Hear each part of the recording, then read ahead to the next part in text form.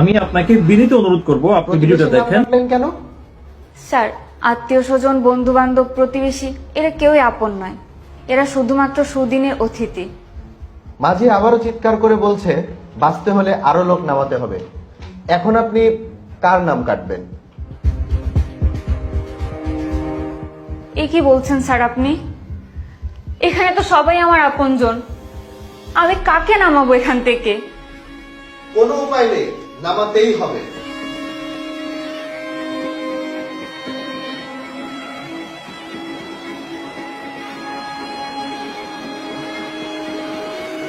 আপন ভাই বোনদেরকে? স্যার, ভাই বোনরা উপরে উপরে ভালোবাসা প্রকাশ করে, আর একদিন, 2 দিন, 3 দিনের দিনই বিরক্তি প্রকাশ করে, আর মনে মনে ওয়ারিশ ঠকানোর ফোন দিয়ে আটে। সাগরে উত্তাল ঢেউ, বাঁচতে হলে আরো লোক নামাতে হবে। বাকি আছে মা বাবা, সন্তান আর স্বামী। আপনি কাকে নামাবেন? স্বামীর নাম কেটে ফেলুন। স্বামী তো রক্তের কেউ না, তাই না? চুপ করুন, ওনাকে ওনার কাজটা করতে দিন।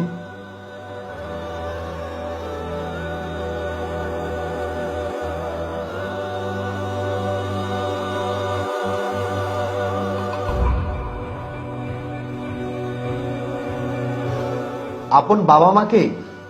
স্যার, বাবা মা আমাকে ঠিকই জন্ম দিয়েছেন, ওনাদের তো বয়স হয়েছে, আর বিয়ের পরে আমি তো বাবা মার কাছে শুধুমাত্র একজন অতিথি। মিস অন্তরা, আপনার মৃত্যু প্রায় সুনিশ্চিত। বাঁচতে হলে আপনাকে আরো লোক কমাতে হবে। এখন বাকি আছে আপনার সন্তান আর স্বামী। দুজনের মধ্যে থেকে একজনের নাম কেটে ফেলুন। এটা কি বলছেন স্যার? এখানে একজন আমার নিজের গর্ভের সন্তান আর একজন আমার নিজের স্বামী, আমি কি করে তাদেরকে মারতে পারি? দেখুন মিস অন্তরা, এই চাকরিটা পেতে হলে এই আইকিউ পরীক্ষায় আপনাকে পাশ করতেই হবে। প্লিজ স্যার, আপনি এছাড়া আমাকে যে কোনো প্রশ্ন করুন, প্লিজ এই প্রশ্ন থামান। এছাড়া আপনি আমাকে অন্য 10টি প্রশ্ন করুন, আমি উত্তর দিয়ে দেব। প্লিজ এই প্রশ্ন বন্ধ করুন। 1 2 3।